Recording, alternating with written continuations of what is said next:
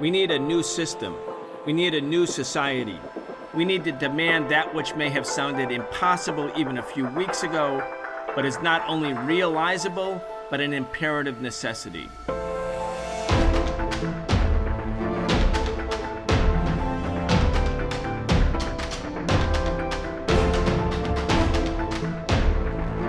Guess who's not coming to Joe Biden's Summit of the Americas in Los Angeles in June?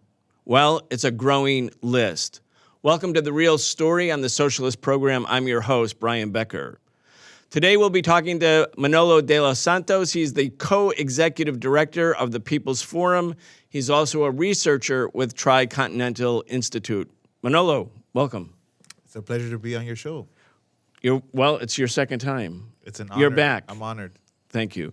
Manolo, I had asked you earlier, is the Summit of the Americas Joe Biden's hosting, is it off the wheels? And you said, no, it's not just off the wheels. It's a complete failure at this point. A complete failure. I mean, you have the American delegation rushing to Mexico City to meet with AMLO, the head of state in Mexico, because he says he's not coming. Let's just talk about the background and what's gone wrong so far for the Biden administration. Well, I think the phone lines at the White House have been quite busy over the past few weeks because different Latin American governments, not just of the left, I would say many in the center, many in the right, have been calling the White House and saying, how could you be building a Summit of the Americas that traditionally has to include everyone on the continent, and you haven't invited three key countries in our continent, Cuba, Venezuela, and Nicaragua? How can that be? And many countries have simply said, if they can't be invited, why should we even honor this invitation and go to Los Angeles? Some have said, why would we even send high-level delegations? And some have gone even further and say, we're not going to be there at all. I think we're coming to a situation where Biden's summit is already a complete flop, and they're running around trying to see what they can salvage. We'll have to wait and see, actually, if anything does happen in LA.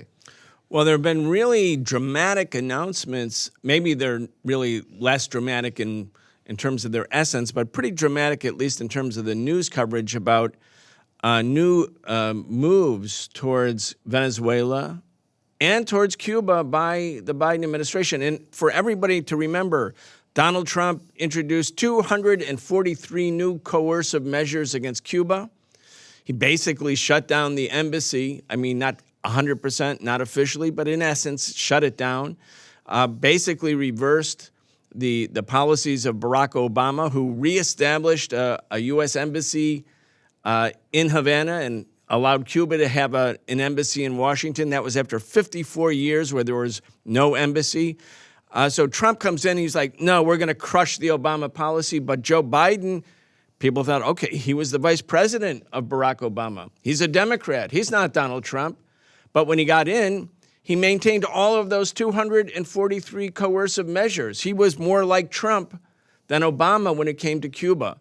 But now there's like envoys going to Cuba, envoys going to Venezuela. Let's just bring the audience up to date. Well, I think more than just mimicking or maintaining Trump's policy, Biden in a way was worse because the conditions of the pandemic in Latin America have made the situation much more grave. And yet Biden continued to maintain a policy of no dialogue, of continuing to impose these sanctions on Cuba and Venezuela without any space for negotiation. And I think what's happened is that the more that the United States punishes or tries to punish the people of Cuba and Venezuela and the people of the continent as a whole, the more the U.S. isolates itself. The more that the U.S. actually finds that in diplomatic spaces, it doesn't have any wiggle room, any space to actually talk about what it actually wants to talk about. I mean, the U.S. is still interested in pushing free trade agreements in the region. It's still pushing its own model of democracy on the rest of the continent. But it can't even start that conversation because the first thing that most countries bring up, why do you still maintain this 60-year-old blockade on the Cuban people? It's just so cruel. No government in the region, right-wing or not, left-wing or not, can stand by and simply ignore it in their conversations with the U.S. Cuba was put back on the state sponsor of terrorism list, again, after Obama, And it's still on the state sponsor of terrorism list. Let's just talk about what the function of that is. Obviously, it's political. When Obama wanted to reopen an embassy, he said, okay, you're no longer terrorists. You can come off the list. And Trump says, no, you are terrorists, and you're back on the list. But being on that list is very impactful.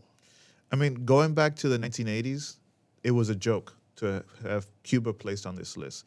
It was an even bigger joke after the 2000s because Cuba was not only actively not engaging in any terrorist activities, it was never sponsoring any terrorist activities, but it was actually serving as a mediator, as a negotiator in the peace processes in Colombia with multiple of the different guerrilla organizations in the country, and was actively working with the Colombian government to bring peace to country, and not just in Colombia, but in other parts of the region. No Latin American government can say Cuba is actually a sponsor of state terrorism. But the reality is that the weight of that list is that you essentially can't make financial transactions in today's world.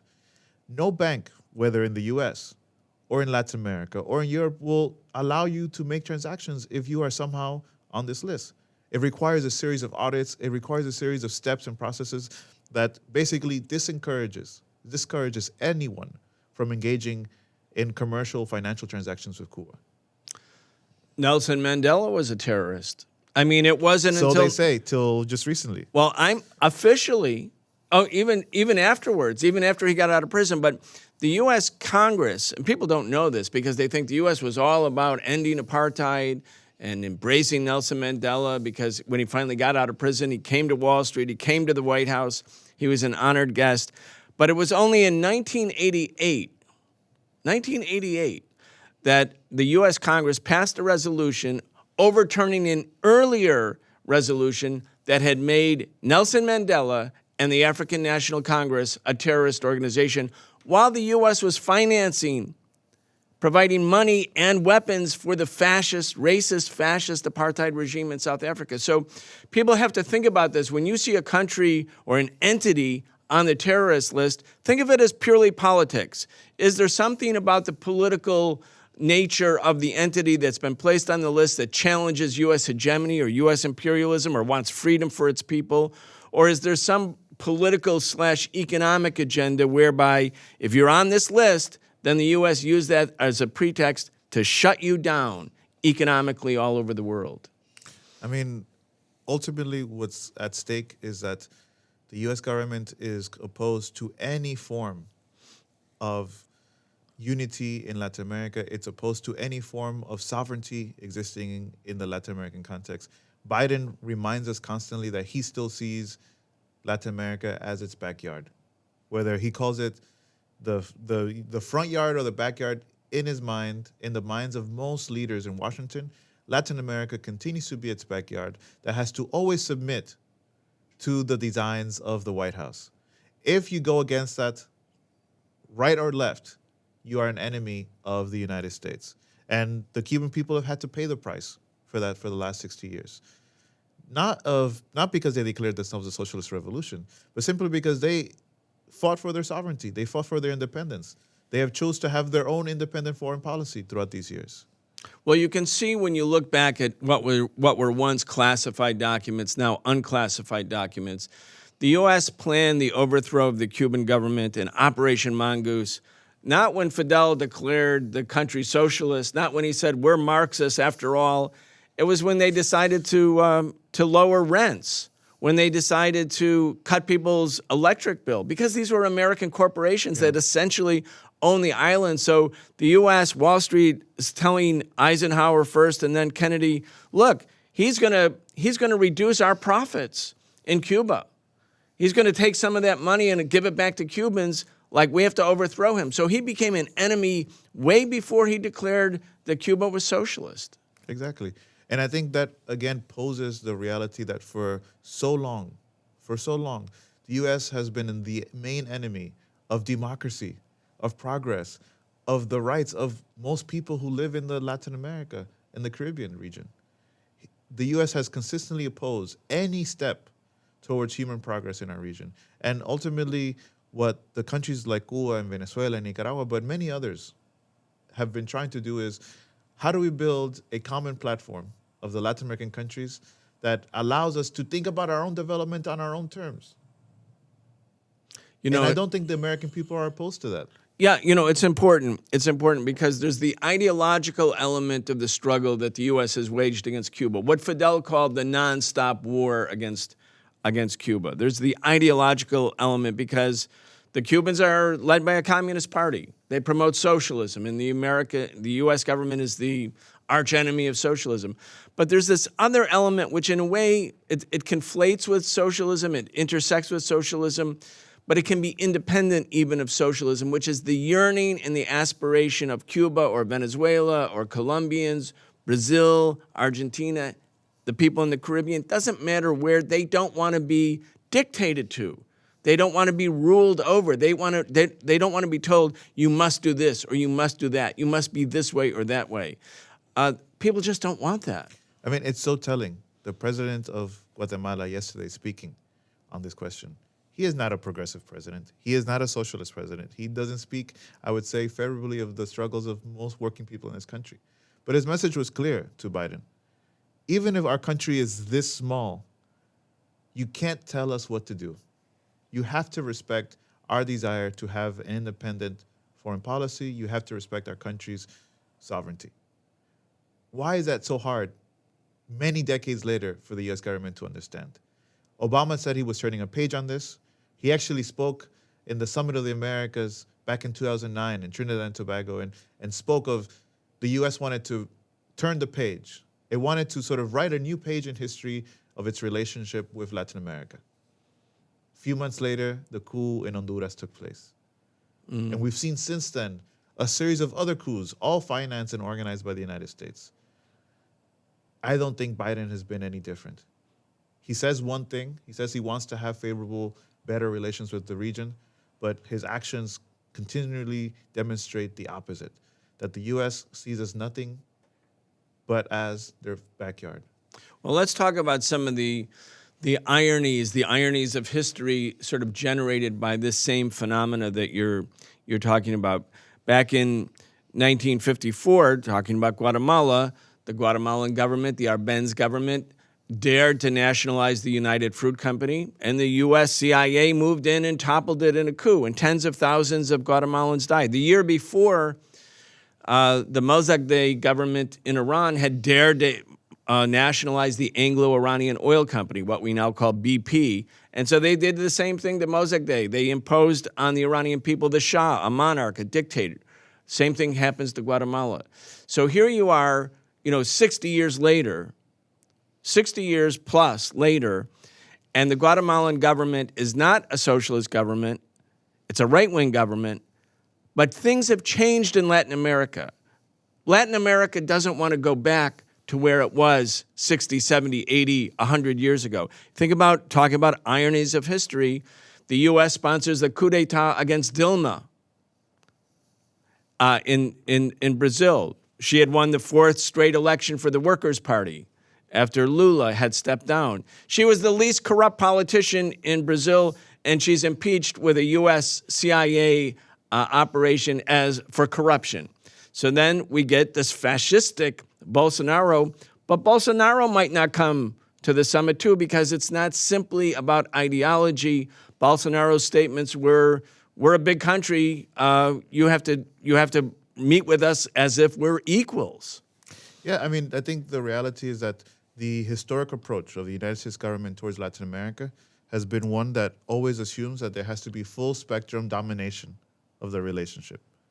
In other words, the U.S. can be the only one to determine what the nature of that relationship is, on what terms that relationship takes place, and what are the possibilities for development of that country based on the needs of American capitalism. That has been the story of the U.S. relationship with this continent. And I think whether right or left, most governments have come to the conclusion that we don't want to go back to the period of the Washington Consensus.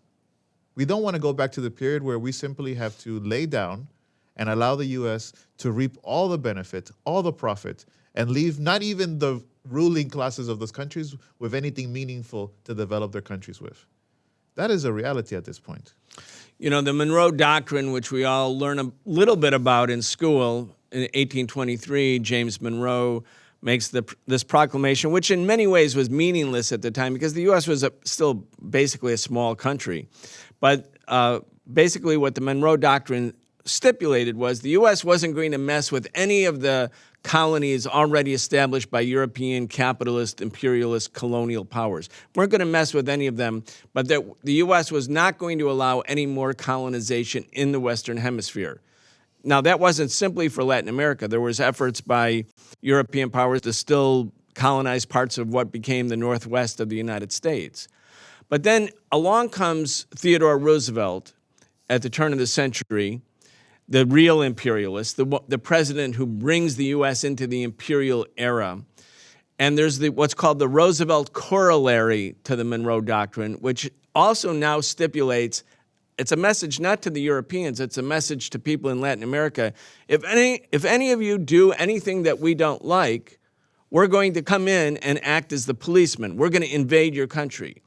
And then if anybody wants to go and look up on the internet, all of the U.S. interventions in Latin America, it's like 100. The U.S. Marines are invading Nicaragua and Haiti and Cuba over and over and over again. And again, it's this was before communism. It wasn't a threat of communism. They just were telling the people of Latin America, you are our slaves. You are essentially our subjects, and we will dictate to you. And now here we are, 199 years after the Monroe Doctrine, same thinking on the part of the U.S. and the people in Latin America are saying, no, thank you. I mean, when we look at the false narrative that the United States has created, with both the Monroe Doctrine, with the Roosevelt corollary, and the updating of this policy throughout time, it's that the idea that Latin Americans are unable to not only think for themselves, but they are unable to rule themselves. The Latin American people are unfit, are uncivilized, incapable of determining their own futures. In fact, when the United States invades Dominican Republic in 1916, when it invades Haiti at the same time, when it invades Mexico, when it invades Nicaragua in those years, it's always with the excuse, these are ungovernable people. They have demonstrated an incapacity to determine their own future. And therefore, the United States is the only one capable of determining that future for them. Not much has changed. Obviously, there's a new language and there's a new code to justify it now, but the policy has been, and now through institutions like the OAS, to imply that the United States, with over 1 million deaths in COVID, is the only one capable of determining a COVID public health policy for the rest of Latin America. And it excludes Cuba, the country that has developed 5 vaccines with barely any resources from that key conversation. The United States, which has arrested and murdered so many migrants coming to this country, wants to impose and lead a conversation on how immigration should be organized in the rest of the region. With what authority? With what legitimacy? Does the U.S. have any credibility to lead any conversation when it comes to democracy in this continent? That's why the Summit of the Americas it should be a space where all these countries, regardless of their ideological lines, are able to come to a dialogue on this. Because I actually think that among Latin Americans, we have proven this many times before, there's an incredible capacity to create responses, solutions, programs of development on our own needs for our own people without U.S. intervention. I want to pick up on this theme because there's an element, again, maybe we'll stick with the theme of the ironies of history. At the time that the United States invades Cuba and Puerto Rico in 1898 and snatches countries that yearned for independence but were Spanish colonies and takes them and basically essentially makes them U.S. colonies, or in the case of Puerto Rico, a literal colony. At the same time, the U.S. steals parts of Colombia and creates the canal in Central America, the Panama Canal, and at the same time invades the Philippines, another Spanish colony, but all the way over close to China, close to mainland Asia. And you can see the U.S. was establishing a colonial beachhead in the Caribbean, creating a canal so that the industrial products of the Northeast cities, the factories in in the north in America could go through the canal and off to Asia. That John Hayes had the open door notes, the Secretary of State at the time. The Philippines was going to be a launching pad for the U.S. entrance into China because the Europeans already had China. Now, the reason I'm mentioning it is here we are a century and 20 years later, and you have China rising as an ascendant economic power, talking to Latin Americans. Regardless, China's a communist party-led country, so is Cuba. But many of the other countries in Latin America are certainly not communist. They could be conservative, they could be liberal, they could be social democratic, not communist. But there's a bridge that's being built, a bridge between China and these countries that yearn to be independent. And the U.S. is actually now going to war against China. It's going to war against any independent countries in Latin America. It wants to disrupt the so-called Belt and Road Initiative. Again, there's the ideological element in the struggle against imperialism, which we'll call socialism versus capitalism. But there's this other fundamental yearning to be free, to be independent. And the countries that were the colonized or semi-colonized are finding a way to be together. Yeah. I mean, I would say that the saga of national liberation struggles in a sense, has not ended for most of the peoples of the global south, and certainly hasn't ended for the people of Latin America. Because precisely in this period, we're seeing how much the U.S., in its waging an economic and financial war against China, but against all its enemies and what it calls its axis of evil and any other terms that it uses these days, wages that war in places like Latin America, in places like Africa, in the countries of Asia. It wages that war on the basis of destroying any possibility that our countries can have economic independence. It raises the possibility that any attempt, and we've seen that just so recently, when countries like Argentina try to negotiate loans and commercial and economic projects with China to simply reduce their dependence on U.S. trade, to have multiple partners, including the U.S. still, that gets shut down immediately by the U.S. government, which sees any type of independent relationship beyond the U.S. to be a threat to its interests, economic and financial interests in the region.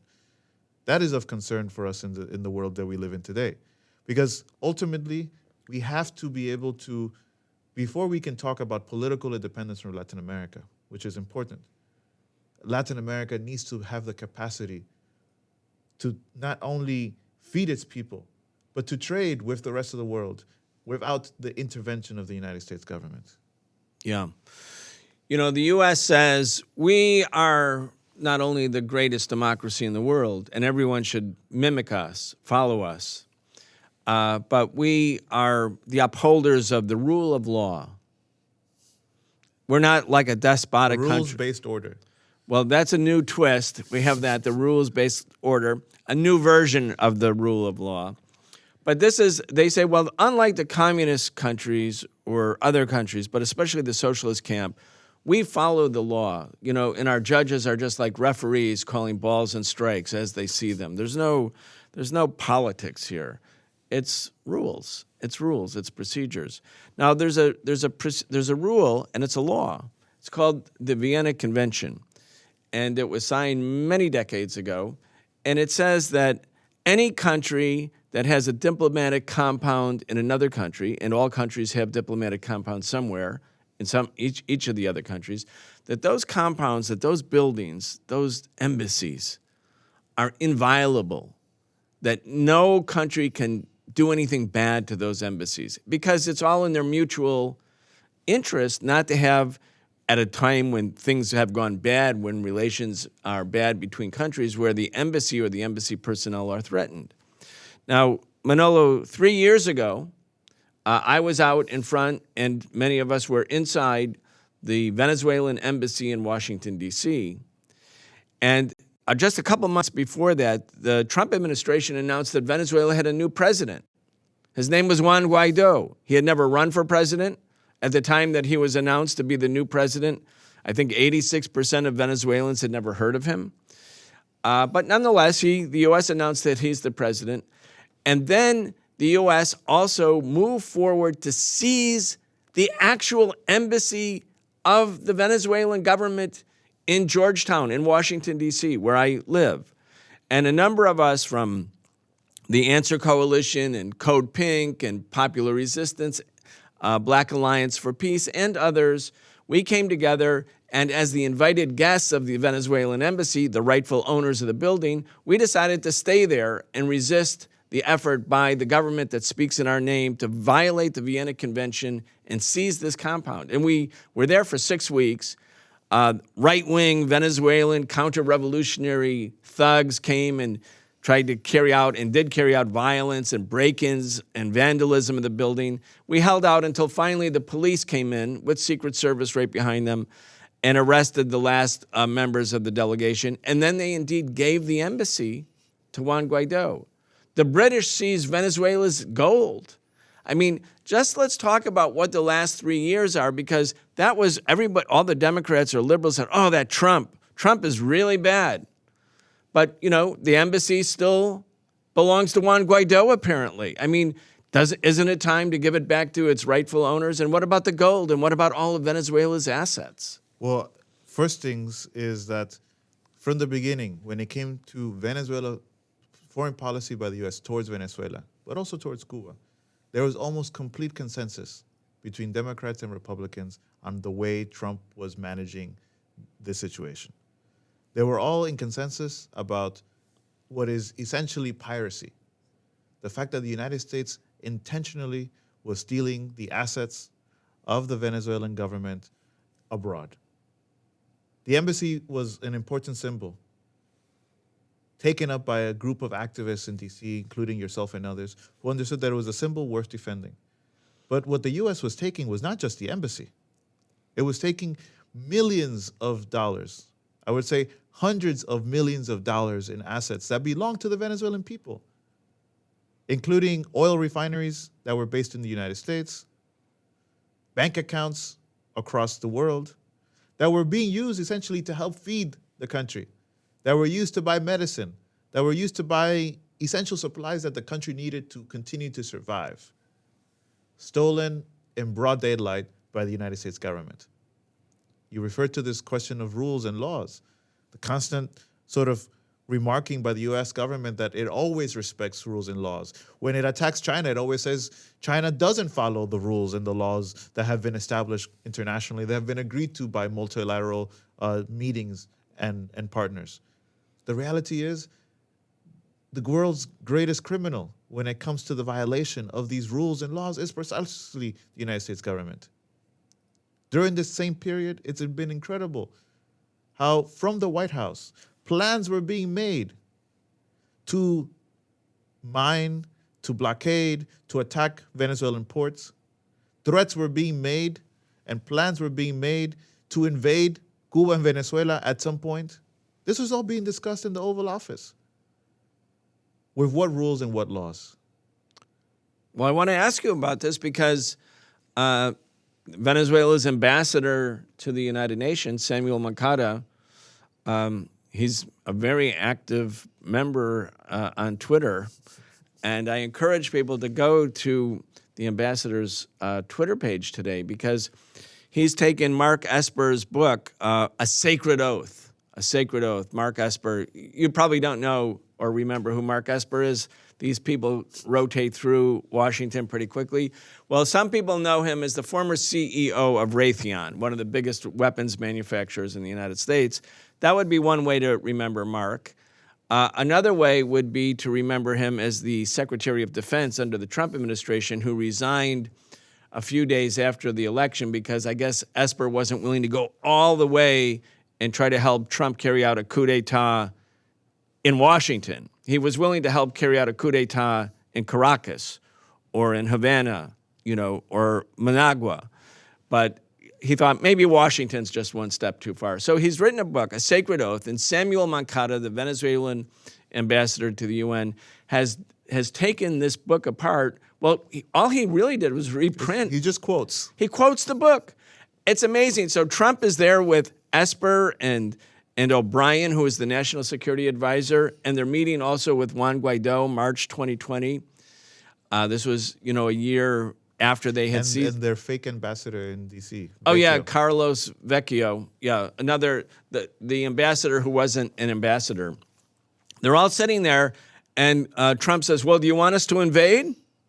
And Guaido is like, maybe. Maybe, but even funnier than that is that when they keep pressing on this question a day later, and they're asking, the U.S. is asking, well, can the Venezuelans raise an army? The Venezuelans, meaning Juan Guaido. Yeah, can Juan Guaido and his allies and his partners, Vecchio and others, who had a group of exiles in Colombia, could they raise an army? The response from Guaido was classic. Said it's complicated. It's complicated, but that it would be better to have U.S. troops. Yeah. And so then Trump realizes, and again, Samuel Moncada is going through and quoting Mark Esper's book, which is, in this sense, it's a really useful resource. I don't think anybody should buy it, but at least read the ambassador's tweets. There are great websites where they can be downloaded from. Okay. And you're following the international rules-based order there, of course. So, but it's really an admission that the U.S. is openly talking about, do you want us to invade? We can invade, but we'd rather have you raise an army and we'll help you. And all of this talk, obviously, about going to war against a country that the U.S. is at peace with. Now, the UN Charter is very clear. It's illegal for any member nation in the United Nations to go to war, to carry out military activity against another member nation, except in the case of imminent self-defense, meaning Venezuela was about to drop a bomb on the United States, then the United States has the legal right to take military action. Clearly, that was not the case. So they're openly talking about how to flaunt international law, not following the international rules-based order or the international law. They also talk, and Trump and O'Brien are advocating setting up a full naval blockade around Cuba, meaning put U.S. Battleships around Cuba and along the coast of Venezuela, and then deprive any country from being able to do any trade. So this is obviously an act of war. And Mark Esper says in the book, according to the ambassador's tweets, well, what happens if they don't let us board with their interdicting ships? Like, this is an act of war, you know. And so he says the room falls silent. And I'm thinking, like, these are a bunch of cowboys. I don't mean to demean cowboys, but, this is the hubris, the arrogance. Like, let's get together with this Juan Guaido and Carlos Vecchio and talk about how to carry out what is clearly an illegal, imperialist military operation. And there's only a few hesitating voices in the room. Most of the people are like either silent or, thumping their own chests. Well, it's clear that there's no rational thinking in the White House. There wasn't under Trump, and I don't think there is under Biden right now. There is what we read in Mark Esper's book is simply a group of guys, bros, hanging out in the Oval Office, dreaming of fantasy plans on how to dominate the planet. But their thinking was so based in fantasy that everything they talked about, even the most limited actions they talked about, completely failed. They completely failed. They weren't able to bring Venezuela under. They weren't able to bring Cuba under and force Cuba to break its relations with Venezuela. They planned a mercenary invasion on Venezuela. It was a complete disaster. From Colombia. From Colombia. It was a complete disaster. A complete disaster. And again, it makes you wonder. You would think that if the U.S. even paid attention minimally to its relations with Latin America, it would bring in experts. It would bring people who actually knew a little bit something about these countries to actually think of how to actually have a constructive dialogue. But the U.S. is not interested in that. And this book proves it. And the Biden administration are proving it by not even bringing people into dialogue in the Summit of the Americas. I think it's pretty important for people to just wrap their head around the point that you're making, Manolo, which is that the people running the show are very rich, privileged people who are never held to account. They don't go into battle themselves. Their children don't go into battle. They don't know what sanctions are like. They don't know what poverty is like, even in their own cities or country. They are truly people born with a silver spoon in their mouths, and they're rewarded for gaming out all of these imperial scenarios. Again, they don't understand the language, the culture, the people, the aspirations. They don't even care about that. And when you think about Vietnam, think about the Vietnam War. millions of Vietnamese die, 58,000 Americans. You think about what happened in Iraq or Afghanistan, where the U.S. can't beat the Taliban, right? And now you have the same people like, let's escalate the war in Ukraine against Russia because, we got the Russians in a corner. Or let's really go for it and seize the embassy of Venezuela, or, all of these actions. And even though they fail and fail and fail, but because there is no accountability and because it's a rich and powerful country, the same repetition of mistakes happens over and over and over again. So people sometimes mistake power with actual sort of knowledge or insight or wisdom, sagacity, whatever you want to call it, about what the U.S. should do. The only reason they're not being held to account is the American government is so rich and so powerful that everyone's cushioned after they fail. I mean, imagine that in the year 2020, essentially the U.S. government was proposing to starve millions of people in both Cuba and Venezuela to death in order to achieve their plan of putting a puppet president in power. Imagine that. I think, in a way, this sort of failed policy of the United States government to impose itself by all means, by all force, has ultimately made it lose any sense of credibility, even with right-wing governments in the region. Because you have to think, the implications of policies like this towards Cuba and Venezuela affect countries like Colombia as well.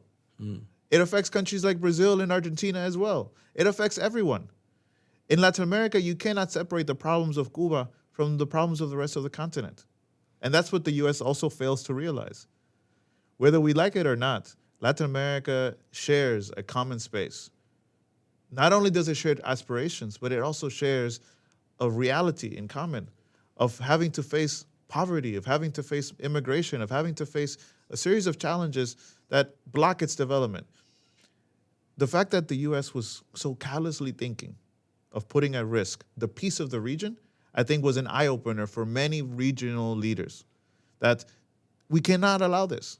And I don't think, again, I don't think the president of Guatemala, I don't think the president of Brazil are proposing a revolutionary front against the United States. But it's simply a hold on. If you're going this crazy, we have to hold off this conversation.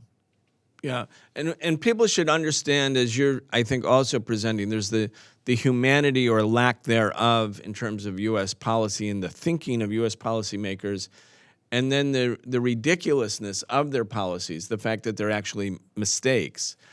You think about Cuba, island country, it's got a great healthcare system.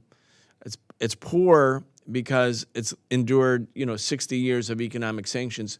I mean, Cuba has to go thousands of miles away to buy aspirin, rather than 90 miles away to the United States, which would be its natural trading partner. Everything is more expensive. Countries they're given this choice. Well, do you want to trade with Cuba, a country of 13 million, in which case you won't be allowed to trade with the United States, a country of 360 million. So you choose. Yeah. So even governments that want to do business with Cuba, they can't really bring themselves to endure complete economic isolation. Then you have COVID comes, and COVID is a genuine human global problem. And Cuba, which thrives or survives really because of tourism, that industry dries up overnight. And so Cuba now has all the revenue, limited revenue that it might have in spite of the blockade, that's shut down. And you have to also lock down parts of the country because you don't want people to get sick and die. And also the strain on the healthcare system will be so immense. So it's at that moment that the U.S. says, let's tighten the noose. Let's really tighten the screws on Cuba. And you have Biden who comes in and says, I'm not Donald Trump. I'm not that guy. And he says, but I'm going to keep all of those measures, all 243 coercive measures on Cuba at that moment. That would show that whatever the U.S. government says about itself, it actually is the enemy of humanity. You can't pursue that policy knowingly, intentionally, calculatingly, and then pretend to be a human being in the sense that we mean it. Maybe in a zoological sense, you're still a human being, but in the sense of having humanity or empathy for humans, obviously that's not you. I mean, to think about the fact that in the middle of the pandemic, when Cuba, as a poor third world country that you described so well, was struggling with the loss of revenue to actually find solutions for its people, in the midst of a crisis that no government was prepared for around the world, but that many governments chose to confront differently. The lives that were lost in Cuba because of lack of medicine, because lack of supplies, the direct culprit is the United States government, who not even in this moment of great crisis, even when the United Nations and other international agencies called for all sanctions and blockades to be lifted because of the pandemic. Even Pope Francis called for a lifting of blockades and sanctions in the spirit, in this moment of pandemic. The US refused to listen. Biden refused to listen. We, with the Answer Coalition, with our organizers from across the country, with Code Pink and others, called for Biden to let Cuba live. We put out an ad in the New York Times and wrote a letter directly to the White House saying, now is the time, precisely because we're living in a pandemic, give some relief to the Cuban people. Allow remittances. Allow families to be able to travel. Allow people to actually reconnect and support people in Cuba. The response was not mute, but it was clear. The US government was going to asphyxiate and strangle the Cuban people as much as they could. And if they're making any measures today, which I don't see as concessions, I see them as a response to the fact that the Cuban people have not given up. The Cuban people have proven over 60 years that their resistance is the most important thing. They will not give up in the face of hunger, of the desolation, of the contradictions and the problems all created by the US blockade. They have resisted so much that even in the most difficult moments of this pandemic, when oxygen was lacking, when medical supplies were lacking, they didn't give up at all. The US may want to continue its blockade, but the Cuban people are still there. And so are the people of Venezuela and the people of the continent. Yeah, and I only wish more people in the United States could actually go to Cuba, because when you go, I was able to take people to Cuba in the 1990s, including Cuban Americans who, once they got there, they had grown up in Miami, and once they got there, they were like, oh, I've been lied to my entire life. They became like militant defenders of the Cuban Revolution, precisely not because everything was perfect in Cuba, but because they knew that everything they had been told was in essence a lie. So they were just in a state of shock. But you get a sense of the values in Cuba, the dignity of the Cuban people. I mean, you can't really get this from a book. You actually have to go. You have to go and visit and experience it for yourself. And one of the things that I think, one of the points of the blockade of Cuba has always been to make sure the American people don't learn about Cuba. The blockade is economically targeting Cubans, but it's targeting Americans.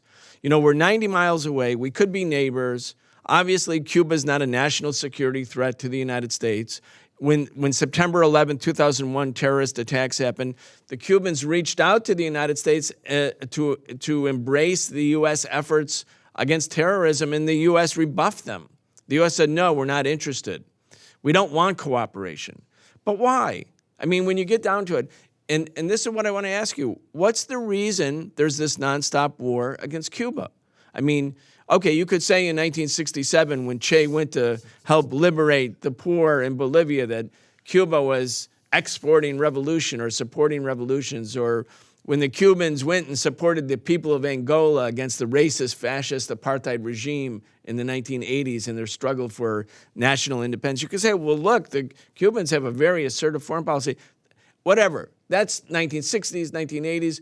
Right now, what would be the possible threat that Cuba would pose in any way to the U.S. empire? And the only thing I can think of is if Cuba is stable, if it succeeds, then the people in Latin America who are suffering lots of poverty, lots of unemployment will think like, wait, if Cuba can be a socialist, a stable socialist economy, that's the model.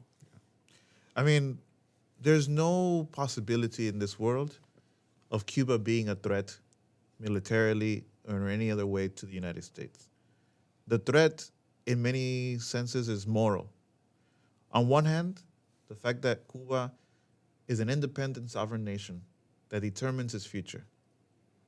Whether the U.S. likes this or not, that is a threat, an example that shines to the rest of the continent. Again, many people, many governments in Latin America don't agree with socialism. They don't agree that Cuba should be socialist. But they are in deep admiration for the fact that the Cuban people and their government have been able to maintain their independence at all cost. The fact that they have survived this long already is an inspiration to many other governments in the region. If the Cubans can be independent, so can we. We should maybe be able to determine our own policies and not always cower to the U.S. interests in the region. But secondly, look at the example of Cuba under COVID, under the pandemic. A country that barely had $50 million to invest in vaccine development and did it within a short period of time, only a few months. That's an example to the rest of the world when you look at the havoc created by COVID, by the fact that in the US, it's been the pharmaceuticals who have greatly enriched themselves at the cost of many millions of lives around the world. Cuba is saying, what we have, we will share with the planet. We will share with the poor people of the world. We will share with governments, whether we agree or not. We will share. That in itself is a moral example that the US has never been able to produce. If before the pandemic, millions of people around the world believed in the American dream, or believed that America was somehow a beacon of progress and hope, the pandemic has helped to shatter that image. Cuba is the country that stands, I would say, not alone, but is one of the few countries in the world that stands on the podium of human dignity, of solidarity, of the values that actually human beings all over the world share in common, which is that when someone's in need, we help each other. The U.S. stands quite below Cuba on that standard. Yeah, I think that's so important. And again, I want to encourage people to try to go to Cuba themselves, because you can't find if you scroll through the U.S. mainstream media, you won't get any positive stories. I mean, Cuba as an island, cut off from the rest of the world economically, evicted from the world economy, develops 5 vaccines on its own.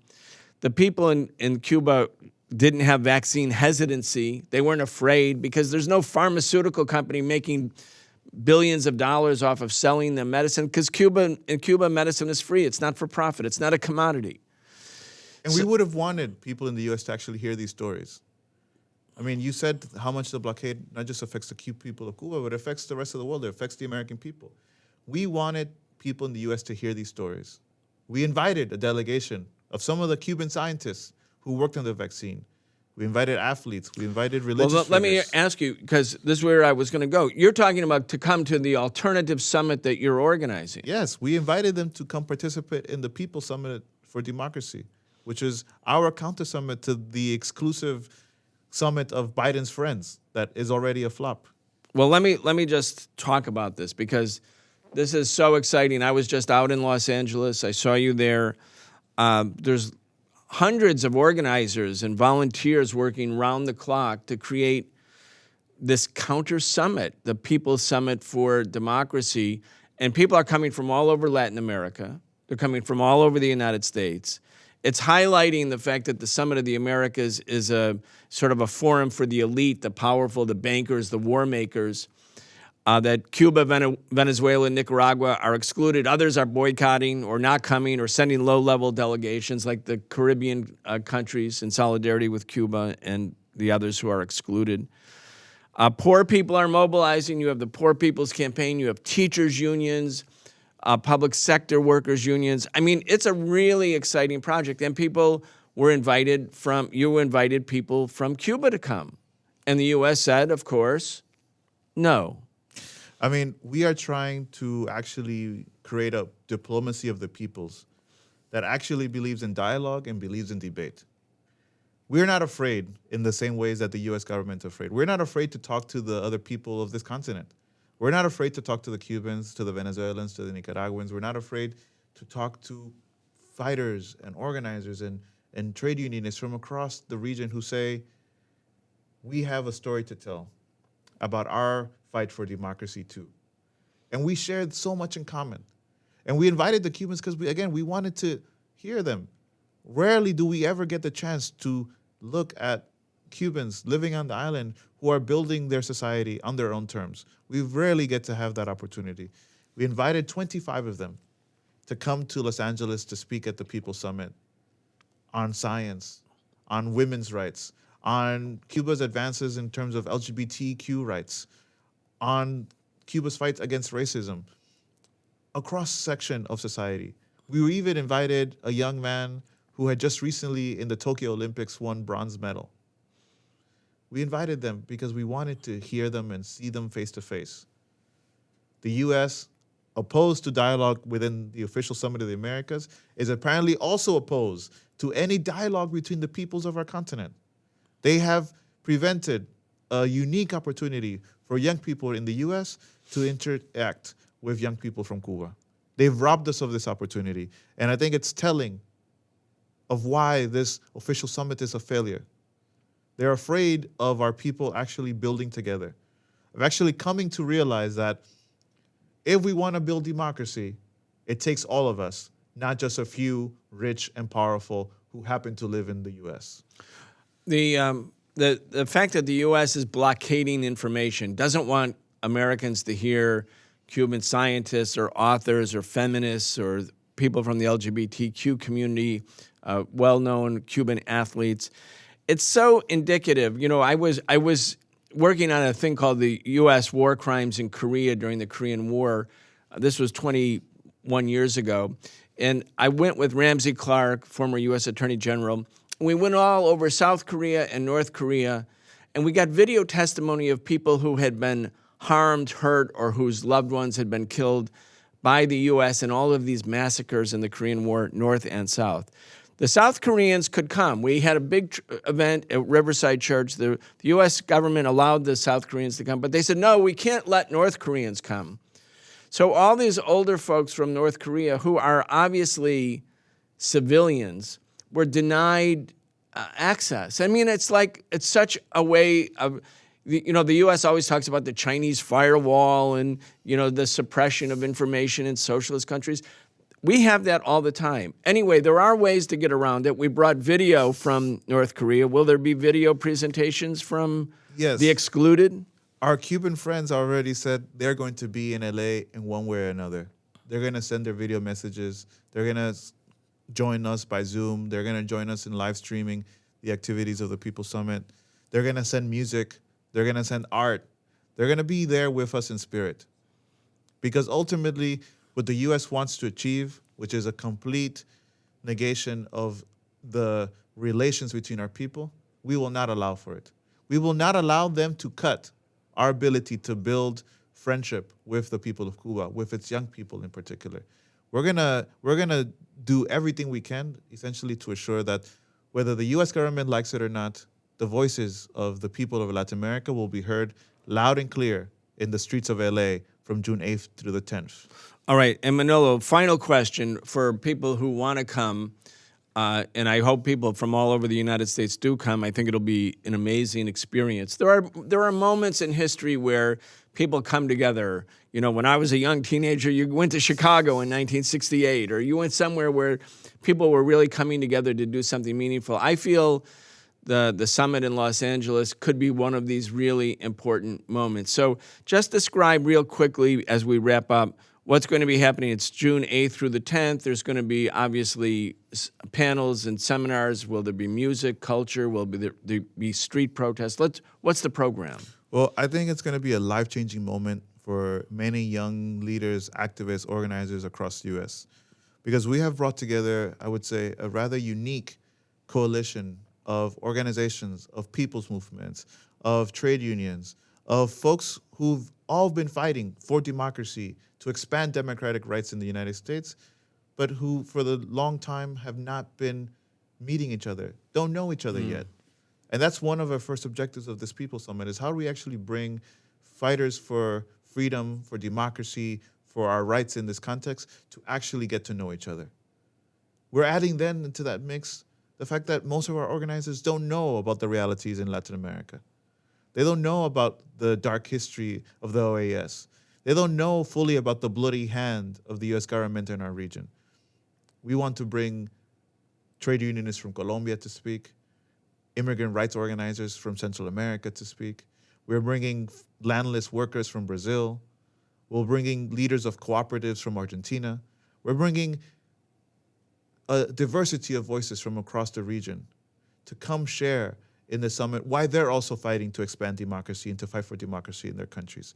And I think we're going to be able to achieve through music, cultural exchange, exhibitions, dance parties, panels, workshops, a multitude of activities, what the U.S. is most afraid of. People who are organized, in contact with each other, and building for their future.